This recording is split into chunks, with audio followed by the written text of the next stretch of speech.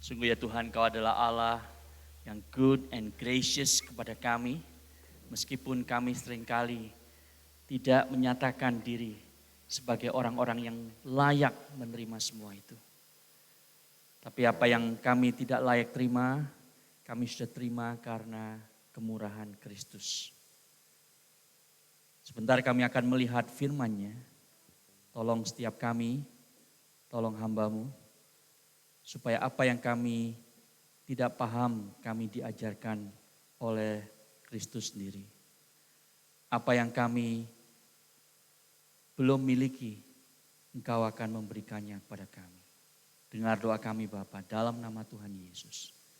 Amin. Jemaat, untuk menghormati firman Tuhan, kita tetap bangkit berdiri dan kita membaca teks yang menjadi dasar khotbah hari ini, yaitu dari Filipi pasal 3 ayat 1 sampai 9. Kita akan bacakan bersama-sama 1, 2, 3. Akhirnya saudara-saudaraku, bersukacitalah dalam Tuhan. Menuliskan hal ini lagi kepadamu tidaklah berat bagiku dan memberi kepastian kepadamu. Hati-hatilah terhadap anjing-anjing. Hati-hatilah terhadap pekerja-pekerja yang jahat. Hati-hatilah terhadap penyunat-penyunat yang palsu. Karena kitalah orang-orang bersunat yang beribadah oleh Roh Allah dan bermegah dalam Kristus Yesus dan tidak menaruh percaya pada hal-hal lahiriah. Sekalipun aku juga ada alasan untuk menaruh percaya pada hal-hal lahiriah. Jika ada orang lain menyangka dapat menaruh percaya pada hal-hal lahiriah, aku lebih lagi.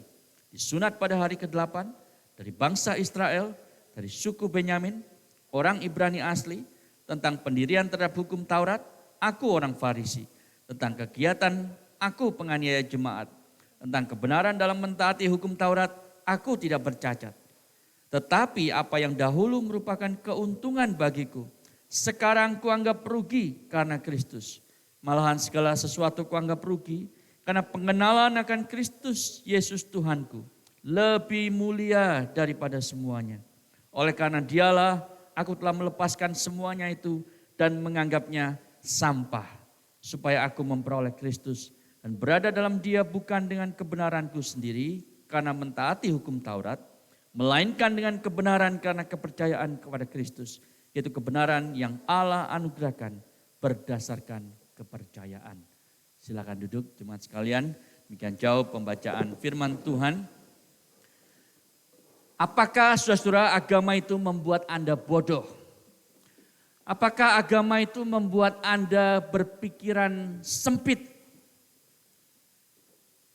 Does religion make you a fool?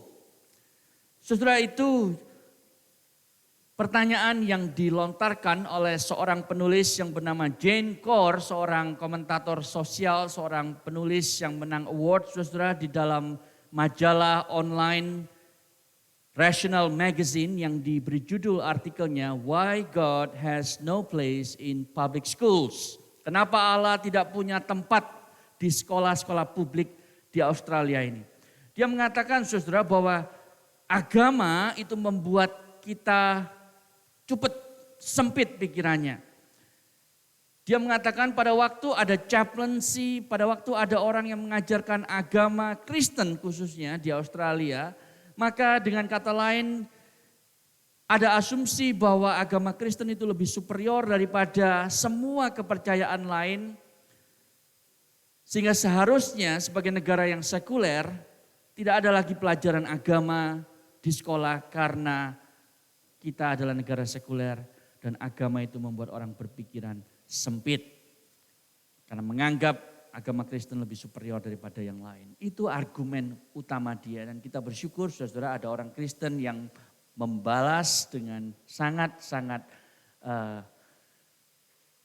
elegan, dengan sangat-sangat biblikal di ruang publik itu yang kemudian di pick up oleh ABC, seorang yang bernama John Dixon, seorang Anglican pastor dan writer dan penulis banyak buku, The Doubter's Guide to Jesus dan seterusnya. Terus dia menulis beberapa argumen untuk menyangga itu dan dia berkata begini, dia bilang kalau Anda bilang bahwa agama itu ya tidak boleh diajarkan karena dianggap lebih superior daripada yang lain, maka bukankah pada waktu engkau menyangga itu, sebenarnya engkau sedang bilang bahwa sekulerisme itu sebenarnya lebih tinggi daripada agama.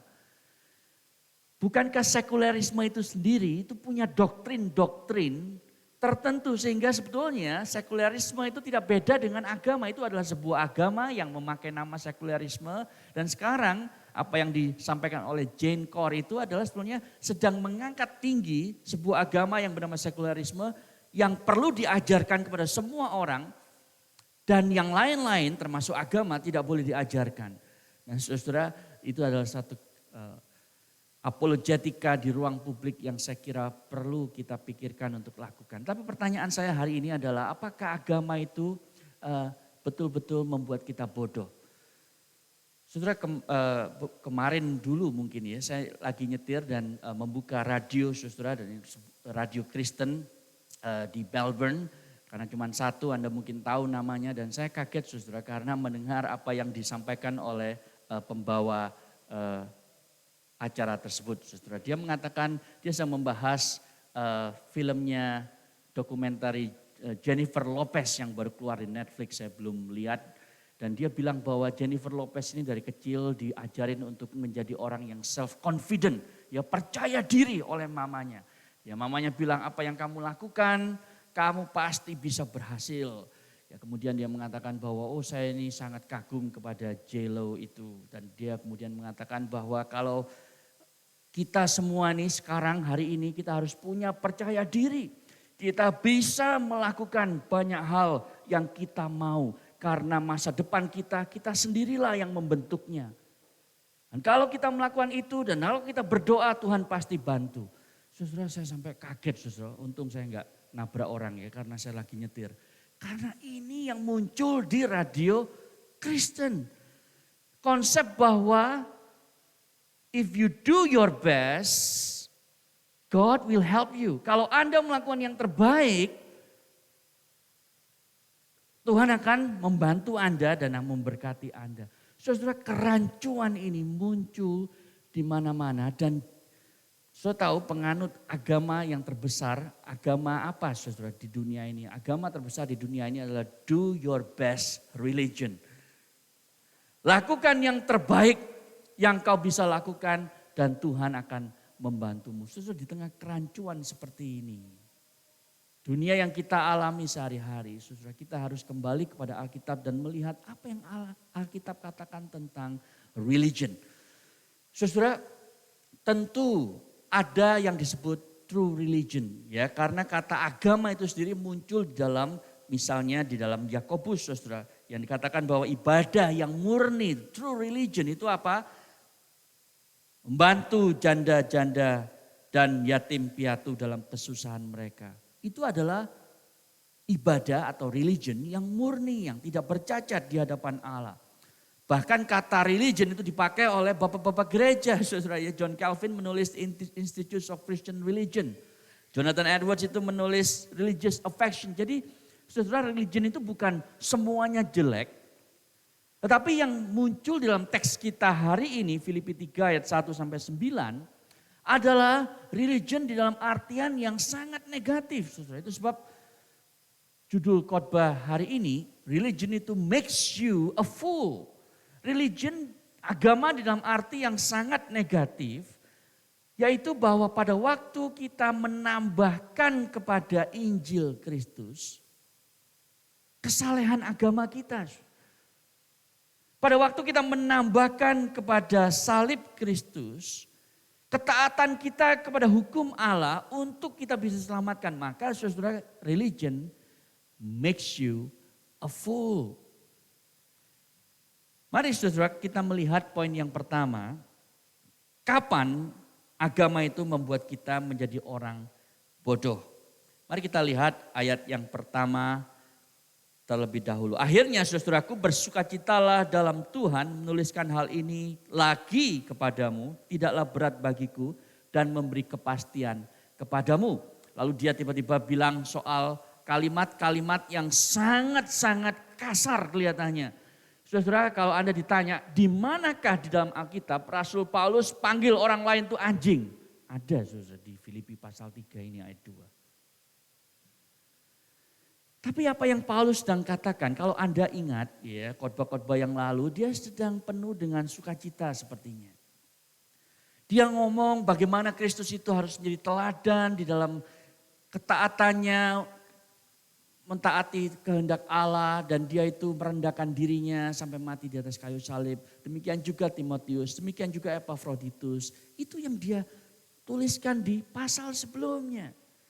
Kalau dia mengatakan akhirnya, maksudnya adalah sekarang kita pindah topik, tetaplah bersukacita meskipun ada masalah di dalam gereja Filipi. Itu yang Paulus sedang katakan. Dan seperti seorang guru yang baik, kalau Anda bekerja sebagai seorang guru atau dosen, seperti saya, saudara, kita tahu bahwa salah satu teknik yang paling penting di dalam mengajar itu adalah repetition. Diulang-ulang, hal yang penting harus diulang-ulang. Itu sebabnya saudara Paulus mengatakan menulis lagi hal ini kepadamu, itu baik, akan memberikan keselamatan, kepastian akan keselamatan bagi engkau. Jadi kalau saudara menjadi guru, ulangilah terus hal yang baik. Jadi saya kepengen saudara khotbah itu khotbahnya sama terus, tagnya sama terus ya selama berkali-kali sampai saudara bosan. Loh kok sama persis ya dengan khotbah yang minggu lalu. Bahkan sudah 3 minggu ini sama terus. Iya sama terus sampai Anda melakukannya dalam kehidupan sehari-hari baru ganti khotbah gitu ya. Karena repetition itu penting saudara. Dan itu yang Paulus sedang coba lakukan. Bukan hanya repetition, ya teknik kedua mengajar itu adalah conviction. Saudara pada waktu Paulus itu mengatakan di ayat yang kedua, hati-hatilah terhadap anjing-anjing. Terhadap pekerja-pekerja jahat, penyunat-penyunat palsu. Dia memiliki konviksi saudara. Bahwa orang-orang ini melakukan hal yang sangat merusak gereja Tuhan. Jadi kalau nggak ada konviksi saudara, orang bilang bagaimana saya bisa mau nurut apa yang dia katakan. Dia sendiri kelihatannya tidak percaya apa yang dia katakan. So you have to have conviction. Jadi repetition and conviction itu satu hal yang sangat penting. Dia sepertinya marah saudara. Hati-hatilah terhadap anjing-anjing itu. Saudara, Alkitab tidak pernah melarang orang Kristen untuk marah. Tapi yang Alkitab bilang adalah pada waktu engkau marah jangan sampai engkau berdosa. Kita harus lambat untuk marah karena di dalam kemarahan gampang sekali kita berdosa. Tetapi Alkitab tidak melarang kita marah pada waktu saudara kesucian Allah itu diinjak-injak. Pada waktu kebenaran Allah itu ditampakkan oleh orang. Maka kita perlu marah saudara.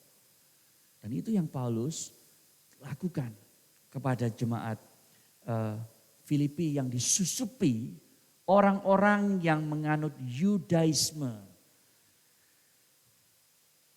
Saudara kalau kita melihat sejarah gereja mula-mula, Anda perlu paham itu sebelum kita bisa masuk memahami konteks yang ada di dalam jemaat Filipi. Ini untungnya kita khotbah eksposisi, semakin lama Anda semakin paham saudara konteks jemaat Filipi yang kita sedang bahas. Seakan-akan kalau Anda, ini khotbah yang ke-11 by the way dari kitab Filipi, Anda saya harap semakin lama semakin menjiwai bagaimana rasanya jadi jemaat Filipi.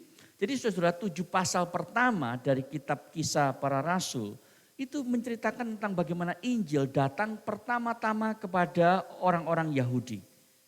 7 pasal pertama itu bicara bagaimana orang percaya dari bangsa Yahudi dan juga proselit Yahudi itu percaya kepada Kristus. Di pasal yang ke-8 ada sesuatu yang berbeda saudara. Pertama kalinya orang Samaria itu percaya kepada Yesus Kristus. Tapi tidak ada yang protes saudara dari bangsa Yahudi karena orang Samaria itu masih separuh Jewish, masih separuh Yahudi. Tapi di pasal yang ke-10 pertama kalinya saudara Injil itu keluar dari bangsa Yahudi dan diberitakan kepada orang non-Yahudi. Apa yang terjadi? Timbul protes saudara. Bukankah Yesus orang Yahudi?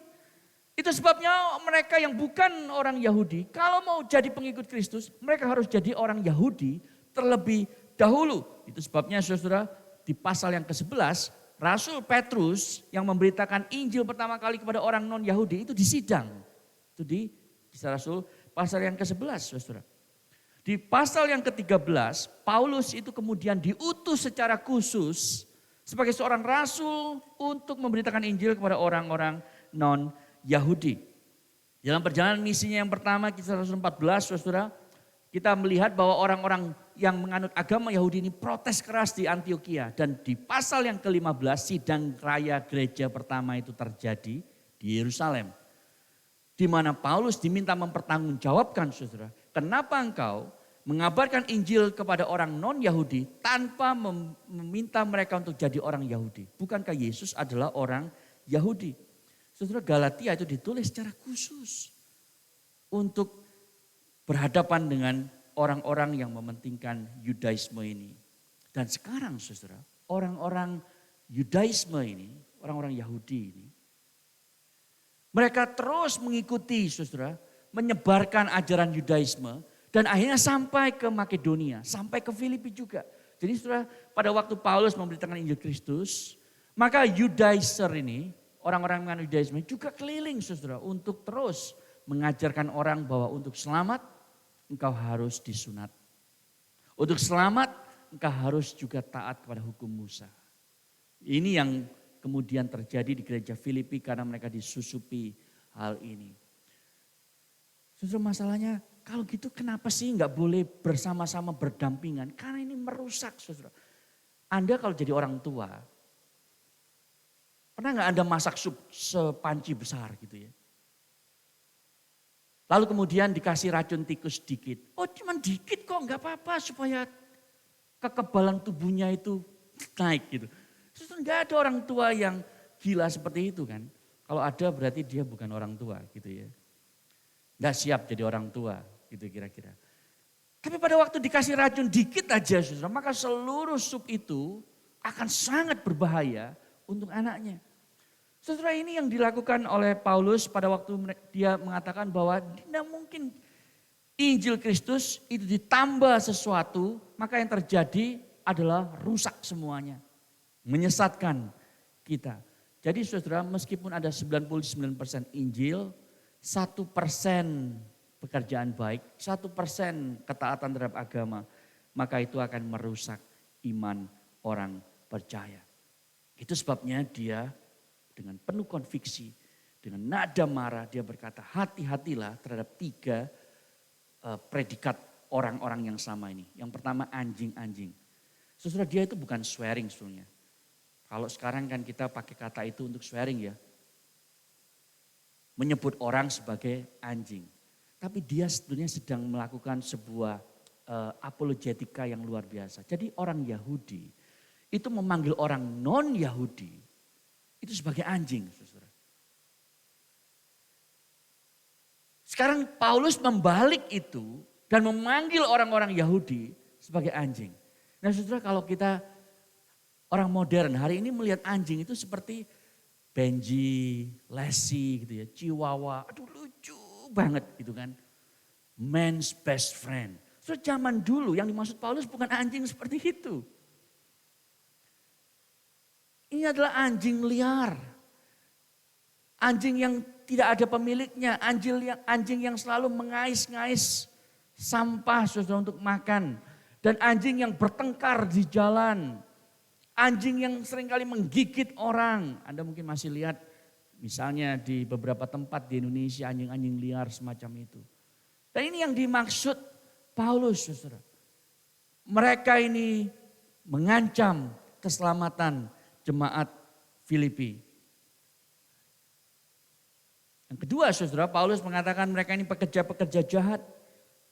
Jadi kelihatannya mereka melakukan pekerjaan yang baik, tapi pada waktu mereka menambahkan Injil dengan perbuatan-perbuatan agama, mereka itu adalah orang-orang yang melakukan pekerjaan yang jahat. Saudara perhatikan, orang-orang Yudaisme itu tidak menyangkal, saudara, karena mereka sudah Kristen kan. Mereka tidak menyangkal Yesus adalah Mesias. Mereka tidak menyangkal bahwa Injil itu adalah kekuatan Allah yang menyelamatkan. Mereka cuman menambah bahwa kalau mau diselamatkan, engkau harus melakukan perbuatan-perbuatan yang diinginkan Allah di dalam hukumnya. Yang ketiga saudara, mereka itu disebut penyunat palsu. Ya dalam bahasa aslinya ini sebuah gitu ya, sebuah penekanan saudara, karena katanya hampir sama. Yang dimaksud Paulus, mereka ini bukan orang-orang yang diminta menyunatkan diri mereka oleh Allah di dalam Kejadian pasal 15. Tapi mereka ini seperti orang yang mutilate their flesh gitu ya, yang memotong bagian tubuh mereka sendiri. Jadi saudara, kalau Anda sekali lagi tahu sejarah keselamatan Allah, kita harus melihatnya secara progresif. Pada waktu Allah itu menyelamatkan manusia, dia memang memilih bangsa Israel.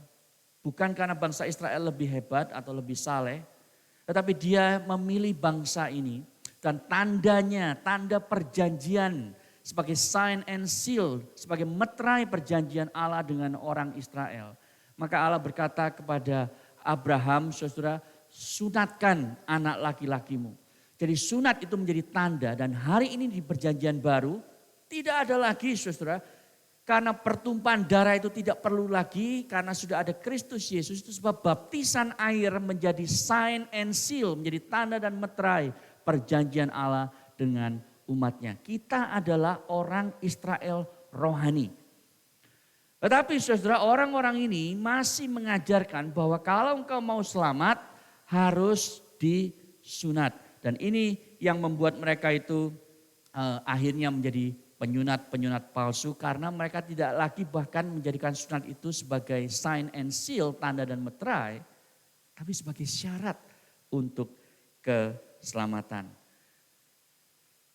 Jadi saudara, Paulus membandingkan di dalam slide berikutnya ayat yang ketiga dengan ayat yang kedua. Orang-orang yang religious dan orang-orang yang righteous. Dia bilang kita ini orang-orang bersunat yang beribadah oleh Roh Allah dan bermegah dalam Kristus Yesus. Kita memiliki sunat rohani di dalam Kristus. Ya, Kolose 2 ayat 11 bilang begini, di dalam Kristus kamu telah disunat. Bukan dengan sunat yang dilakukan oleh manusia, tetapi dengan sunat Kristus yang terdiri dari penanggalan akan tubuh yang berdosa. Jadi saudara, kalau kita mengaku diri orang percaya, taunya dari mana? Kita beribadah oleh Roh Allah. Bukan karena perbuatan kita sendiri. Tapi ada Roh Allah yang menyadarkan kita berdosa. Yang menyadarkan kita butuh Allah. Itu kemudian kita datang. Yang kedua, beribadah, bermegah di dalam Kristus Yesus. Kemudian kita tidak lagi menaruh percaya kepada hal-hal yang lahiriah. Saudara, itu yang Paulus katakan. Itu sebabnya Anda harus bertanya hari ini. Anda ada di sebelah kiri, ada di sebelah kanan, saudara. Anda termasuk orang-orang yang menjadikan tindakan agama itu sesuatu yang menambah kepada Injil. Saudara, hari ini Yudaisme mungkin tidak sekencang sekarang di gereja-gereja, tidak setebal di abad pertama hari ini di gereja-gereja Tuhan. Tetapi saudara, kita toh tidak kekurangan kreativitas untuk menambahkan kepada Injil. Ada banyak saudara gereja yang mengajarkan untuk selamat tidak cukup percaya ke Yesus. Engkau harus menjadi anggota gereja ini, baru selamat. Untuk selamat engkau harus dibaptis. Untuk selamat engkau harus ikut KTB. Untuk selamat engkau harus tahu doktrin. Saudara, semua Jesus plus theology itu akan menyesatkan saudara. Dan itu sebabnya semua tindakan agama itu membuat kita menjadi orang yang bodoh. Poin yang kedua saudara, bagaimana agama membuat Paulus menjadi orang bodoh. Ya, ayat 4 sampai yang ke-6. Jadi Paulus itu sekarang men-challenge saudara orang-orang yang menjadi pengajar sesat ini. Dan termasuk jemaat Filipi. Kalau ada orang yang lebih menaruh percaya kepada hal yang lahiriah, aku ini lebih lagi. Karena semua pedigree ya, background keluargaku, pendidikanku, achievementku. Kalau ada orang yang bisa diselamatkan karena semua itu, aku pasti diselamatkan. Lalu dia cerita tentang dirinya sendiri. Saudara, kenapa ini penting? Kenapa dia memberikan autobiografinya dalam bagian ini, saudara? Paulus tidak sedang pamer. Ya, ada orang yang mengatakan, kok Paulus pamer ya? di ayat 4-6 ini dengan resumenya yang luar biasa itu dia sedang tidak pamer. Karena orang Yahudi bisa bilang begini, oh dia bilang Yudaisme, taat kepada hukum Musa tidak lagi penting karena dia bukan orang yang percaya itu. Saudara Paulus bilang, kalau ada orang yang bisa percaya itu, aku ini yang paling percaya mestinya. Karena aku ini punya berbagai hal yang aku bisa banggakan sebagai orang Yahudi. Jadi kalau ada orang yang bisa diselamatkan karena itu semua, aku yang nomor 1 diselamatkan. Ngantri paling depan di pintu surga. Itu yang Paulus sedang katakan. Lalu dia mulai mendaftarkan saudara, kurikulum vitae dia. Saya lihat ada 7 di sana saudara. Yang pertama dia disunat di hari yang ke-8. Itu menunjukkan apa? Itu menunjukkan satu religiositas yang begitu tinggi. Orang tuanya itu sangat taat. Saudara kalau Anda punya anak ya mau disunat anak laki-laki untuk alasan kesehatan hari ini. Pasti Anda tidak melakukannya di hari yang ke-8 karena kasihan masih kecil. Tunggulah nanti dia umur 6 bulan misalnya. Tetapi Allah itu mengatakan di hari yang ke-8 sunatkan anakmu. Ya, dan orang tua di zaman itu yang melakukannya kepada anaknya karena mereka taat kepada Allah, saudara. Itu yang Paulus sedang katakan, aku disunat pada hari yang ke-8. Kok tahu Paulus? Kamu kan masih umur 8 hari waktu itu. Ya diberitahu oleh orang tuanya. Nah, we doing this for you, meskipun kamu nangis, jerit-jerit umur 8 ya, karena Allah memerintahkan.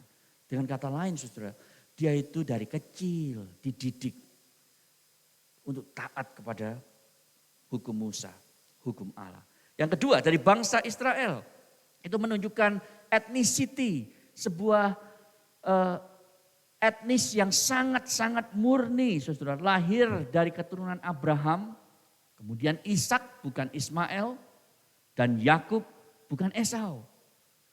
Dan dari keturunan inilah nanti akan lahir Mesias. Dan Paulus bilang, aku dari keturunan yang sama yang melahirkan Mesias. Murni. Yang berikutnya, aku dari suku Benyamin. Sudah tahu Benyamin ini adalah anak kesayangan Yusuf.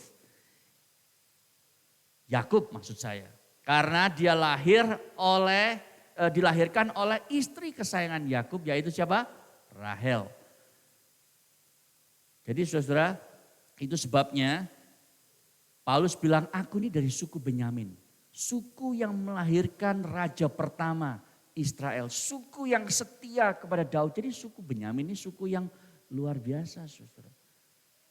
Dan dia bilang bahwa bukan hanya secara etnis, tapi secara kesukuan, aku dari suku Benyamin. Yang berikutnya aku orang Ibrani asli. Jadi papanya Ibrani, mamanya Ibrani, enggak ada campuran sama sekali.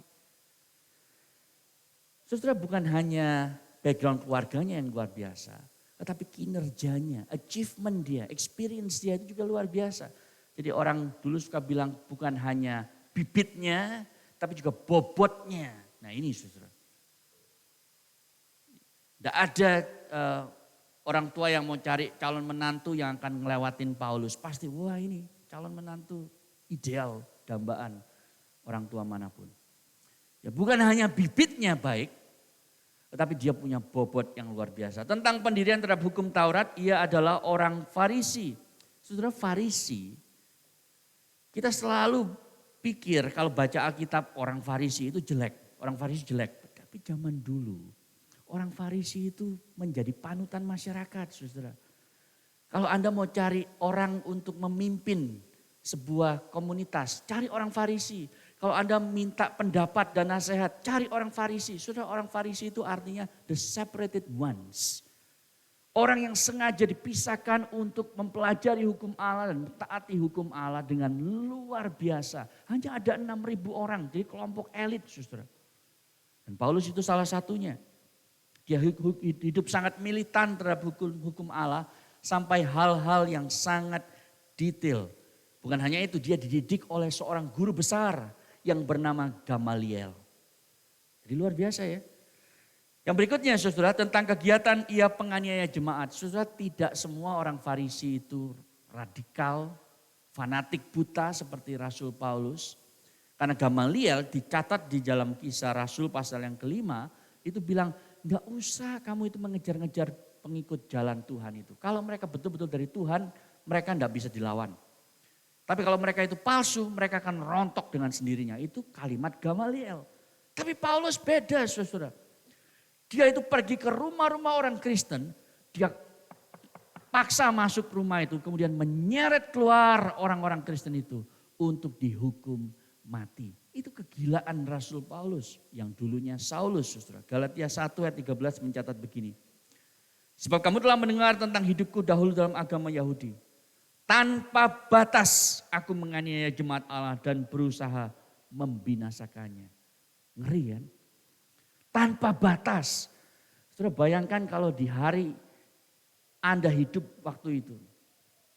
Kemudian ada ketukan Saulus di depan pintu Anda. Orang yang dengan segala macam perlengkapan senjata. Kemudian menyeret Anda keluar untuk dihukum mati. Itu yang terjadi, saudara. Yang terakhir tentang mentaati hukum Taurat, ia tidak bercacat. Ia menjaga hidup begitu rupa sampai titik kesempurnaan hampir. Bayangkan, saudara. Orang Yahudi itu punya 613 perintah dan larangan, dan Paulus hidupnya itu ingin mematuhi semua perintah dan larangan tersebut. Maka tidak heran seorang komentator itu bilang ada yang disebut sebagai the bloody Pharisee. Kalau mereka ke pasar itu mereka nggak mau lihat kiri kanan, saudara. Mereka merem sampai nabrak tembok, itu sebabnya bloody. Sudah tahu kenapa? Karena kalau ada perempuan cantik lewat, kemudian dia itu tertarik, kemudian dia itu melakukan dosa karena matanya, melakukan perzinahan dalam hatinya, maka dia sudah melanggar hukum Allah. Jadi mendingan kepalanya berdarah-darah daripada ngeliatin orang kemudian berdosa. Itu namanya the bloody Pharisee. Dan Paulus itu taat dalam semua hal itu. Jadi saudara kita berpikir, kok bisa ya orang yang sangat luar biasa bibit dan bobot ini bisa salah. Salah besar seperti itu. Kalau Anda tidak impress dengan Paulus, karena Anda bukan orang Yahudi di abad yang pertama. Kalau Anda hidup di abad yang pertama, semua orang ingin jadi seperti Saulus pada waktu itu. Kalau dia hidup hari ini, saudara, dia mungkin sudah memenangkan begitu banyak piagam dan medal Pulitzer, ya Logie Awards, Oscar, dia memenangkan segala macam. Dia mungkin namanya dikasih AO gitu ya. Dia mungkin di-knighted oleh the Queen, Sir Saul gitu kan. Saudara, dia akan mendapatkan semua accolades itu. Tetapi saudara, orang yang sangat luar biasa ini salah karena dia menggunakan standar yang salah. Itu alasannya. Karena ukuran yang dia pakai untuk melihat dirinya itu salah. Itu sebabnya sekarang dia mengatakan agama membuat aku seperti orang bodoh. Karena pada waktu aku berhadapan dengan standar yang benar, berhadapan dengan Kristus Yesus, di sana aku tahu betapa bodohnya aku. Karena secara eksternal aku sepertinya melakukan hukum Allah, tetapi secara internal ada banyak dosa dalam hatiku. Sudah tahu kira-kira apa yang menjadikan dia sadar akan hal itu? Karena dia itu kemungkinan besar, komentator bilang, melihat Stefanus. Pada waktu Stefanus itu sudah dikatakan penuh hikmat Tuhan, penuh kuasa dari Tuhan. Dia nggak punya itu, saudara. Dia kepingin menunjukkan dirinya berkuasa dengan menganiaya jemaat, tapi dia nggak punya kuasa dan hikmat dari Tuhan. Sementara Stefanus pada waktu dia dihukum mati, mukanya itu bercahaya seperti malaikat. Dia itu iri luar biasa. Dari sana dia tahu, saudara, bahwa semua hal yang aku lakukan ini, pada waktu aku melihat Stefanus, orang yang sederhana ini tapi luar biasa diberikan karunia, hikmat oleh Allah. Di sana Saulus sadar bahwa aku orang bodoh. Poin yang ketiga, jadi bagaimana kita tidak menjadi bodoh karena agama. Ayat yang ke-7 dan 8 dan 9 menjadi jawabannya. Paulus bilang, tetapi apa yang dahulu merupakan keuntungan bagiku, sekarang kuanggap atau kuhitung rugi karena Kristus. Malah segala sesuatu kuanggap rugi karena pengenalan akan Kristus Yesus Tuhanku lebih mulia daripada semuanya. Oleh karena Dialah aku telah melepaskan semuanya itu dan menganggapnya sampah supaya aku memperoleh Kristus. Saudara, bukan karena semua hal yang menjadi kebanggaan Paulus itu salah. Tetapi itu salah karena itu dijadikan cara untuk mendapat perkenan Allah. Saya harap Anda paham ini karena sudah saya ulang-ulang berkali-kali. Jadi kata kuncinya di dalam 9 ayat ini adalah kata count. Anda perlu memikirkan hidup Anda. Anda perlu menghitung, saudara, seperti seorang akuntan dan punya 2 buku, profit and loss statementmu. Dan salah satu hal yang kita seringkali ditipu oleh si jahat, saudara, khususnya kalau Anda belum percaya kepada Kristus, adalah bahwa hidupku sudah enak, sudah nyaman, sudah penuh keuntungan. Aku sudah melakukan banyak hal. Aku sudah punya pendidikan yang baik, pekerjaan yang baik, aku sukses, maka aku nggak perlu Tuhan. Hati-hati. Engkau harus menghitung baik-baik hidupmu dan salah satu hal yang akuntan yang baik itu selalu lakukan. Tidak boleh ada tax invoice yang ketinggalan. Tidak boleh ada satu entry yang ketinggalan. Karena itu akan mengubah segala pembukuan tersebut. Maka saudara, kalau Anda lupa bahwa ada satu area yaitu area spiritual dalam hidupmu yang tidak masuk dalam buku itu. Dan satu kali nanti Anda dan saya akan mengalami ultimate audit. Perhitungan yang terakhir di hadapan tahta pengadilan Allah. Dan kalau Anda hari ini berkata, aku sudah untung, aku sudah enak dan nyaman, tidak perlu Allah. Saudara, mungkin ada yang ketinggalan di dalam pembukuan Anda. Nah, Anda perlu ingat bahwa si jahat itu selalu bekerja untuk membuat Anda lupa memasukkan unsur Kristus di dalam perhitungan Anda. Kalau kita orang yang sudah lama ikut Tuhan, saudara, kita seringkali seperti Saulus yang sebelum dia menjadi Paulus, memiliki moralitas yang tinggi untuk kita tidak berada dalam kesulitan, tidak dihukum Allah, taat kepada Allah, tapi kita tidak akan pernah punya cukup kebenaran untuk bisa masuk surga. Saudara, perhatikan, bukan hal yang jahat, bukan hal yang berdosa yang membuat Paulus itu jauh dari Yesus tadinya, tapi hal-hal yang baik. Hal-hal yang bermoral, yang justru membuat dia merasa aku bisa mencapai Allah tanpa bantuan siapapun. Jadi saudara, ada 2 cara untuk jauh dari Tuhan Yesus. Pertama, tidak peduli dengan dia. Yang kedua adalah melakukan berbagai tindakan-tindakan agama sehingga sudah tidak perlu Yesus untuk bisa mendapatkan keselamatan. Perhatikan Saulus, dia harus kehilangan agamanya untuk mendapatkan keselamatan. Saya ulangi lagi, dia harus meninggalkan semua tindakan agamanya untuk menerima keselamatan Kristus. Kalau hal-hal yang berdosa itu saudara akan melanggar hukum Allah, maka hal-hal yang bermoral itu akan mengecilkan Allah. Karena kita berkata apa yang Yesus lakukan di atas kayu salib itu enggak cukup. Aku harus tambahkan dengan ketaatanku terhadap agama, terhadap hukum Allah. Jadi saudara, Paulus sampai berkata bahwa segala sesuatu aku anggap sampah. Kata aslinya itu sebenarnya adalah kotoran manusia atau kotoran binatang. Saudara bisa bayangkan kalau ada orang yang sudah saleh beragama, memberikan perpuluhan, suka nyumbang, beramal kepada orang-orang miskin dan seterusnya. Kemudian sampai kepada pintu surga dan berkata, Tuhan aku mau masuk karena aku sudah melakukan banyak hal yang baik sesuai dengan apa yang kau perintahkan di dalam hukum-Mu. Nah itu hanyalah sampah. Kenapa? Karena itu tidak akan cukup untuk membuatmu diterima oleh Allah. Itu sebabnya Kristus sudah melakukannya secara sempurna tanpa perlu ditambah apapun lagi. Saudara, kalau kita tidak sadar akan hal ini, kita akan terus-menerus ditipu oleh si jahat. Hari ini saya ingin bertanya kepada Anda. Saya ingin bertanya kepada Anda pada waktu Anda itu melihat orang lain yang beragama. Apakah Anda sungguh bersandar kepada Injil Kristus dan hanya kepada Injil Kristus? Yang kedua, apakah Anda sudah menolong orang lain yang kelihatannya beragama,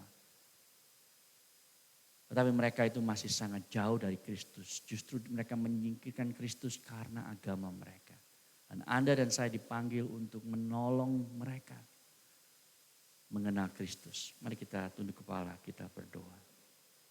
Bapa di surga, kami bersyukur bahwa Kristus menyatakan kasih-Nya dengan mati bagi kami. Dan sekarang kami menyatakan kasih kami kepadanya dengan hidup bagi Dia. Dan kami tahu ya Tuhan bahwa kami ingin ditemukan dalam kebenaran, bukan kebenaran kami sendiri, tapi kebenaran karena kami percaya kepada Kristus. Tolong setiap kami, tolong hamba-Mu dalam nama Tuhan Yesus.